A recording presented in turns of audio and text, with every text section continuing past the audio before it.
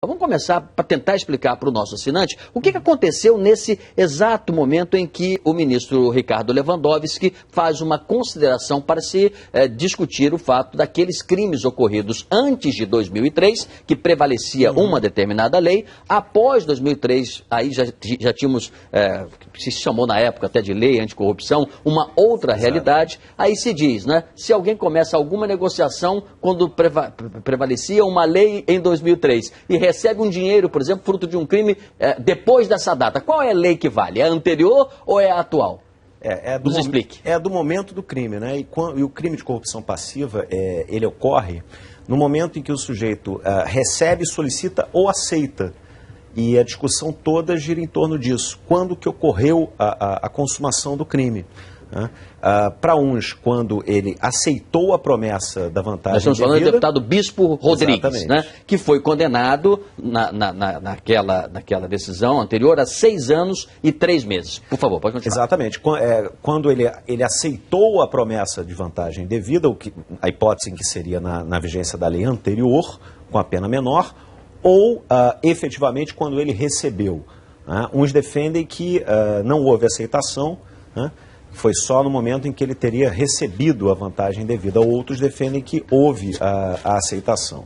Então a discussão é quando ocorreu o crime, se na vigência da lei anterior, com pena menor, ou já em 2003, na vigência da lei nova, da lei atual, com uma pena maior para o crime de corrupção passiva. Só que aí se dá no final, vamos dizer assim, da sessão de hoje, que era para terminar por volta de 17 horas, são 5 horas e 31 minutos, e em dada altura o ministro Joaquim Barbosa, impaciente, gostaria que fosse já definida essa situação, até para analisar-se um último caso, só que hoje, excepcionalmente, alguns ministros têm que ir para o Tribunal Superior Eleitoral. Então eles teriam mesmo que encerrar o mais rapidamente possível. E aí se deu esse, não sei se é bate-boca a palavra certa, esse desentendimento aí, essa fratura quase exposta que precisa ser resolvida mais adiante, com calma. Exato. O ministro Lewandowski abriu a divergência, expôs o voto dele, a opinião dele, pôde-se perceber pelo plenário que não seria a divergência vencedora, mas o ministro-presidente,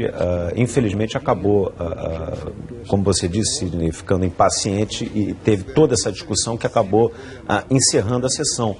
É bom a gente também notar que o decano da Corte, o ministro Celso de Mello, ele intercedeu no sentido de que pode haver divergência, que a divergência é salutar, e que qualquer dos ministros, pode inclusive interromper o julgamento pedindo vista dos autos, coisa que o ministro revisor Lewandowski nem estava fazendo.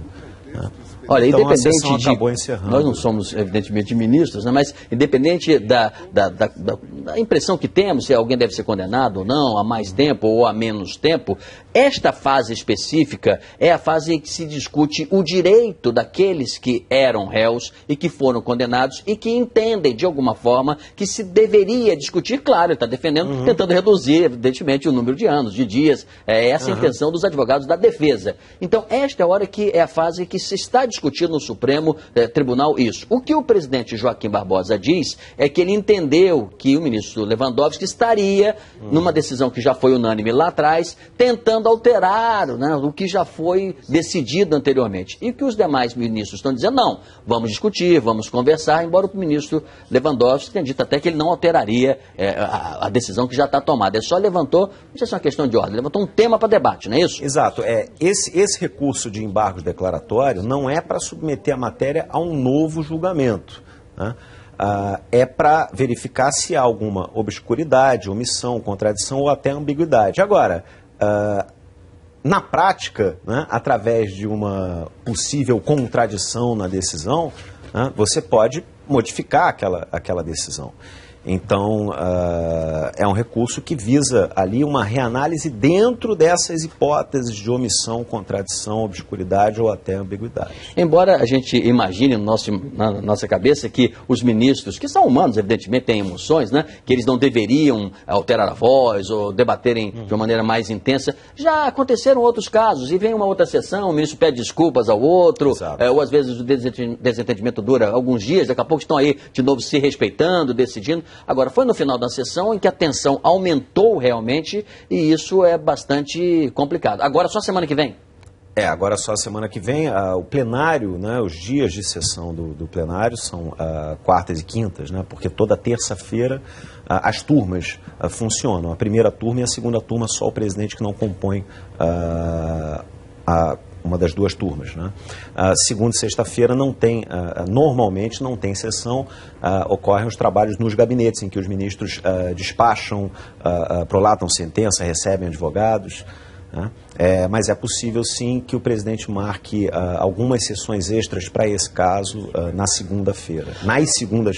Estou vendo agora sim o que eu queria tratar primeiro, tive que enfim, inverter a minha pauta aqui, é só para a gente compreender como é que foi esse dia, começou 2h30 da tarde. Não é? Quatro embargos foram analisados e os principais interessados, né, são aqueles que foram condenados. O ex-deputado do PTB, Romeu Queiroz, o deputado Roberto Jefferson, que foi o denunciante, vamos dizer assim, o delator de todo esse processo, Simone Vasconcelos, que dos 4 de hoje é que tem a condenação de maior tempo, 12 anos e 7 meses e 20 dias, e o Bispo Rodrigues. Teria um quinto a ser analisado para o dia de hoje, que vai ficar para a semana que vem.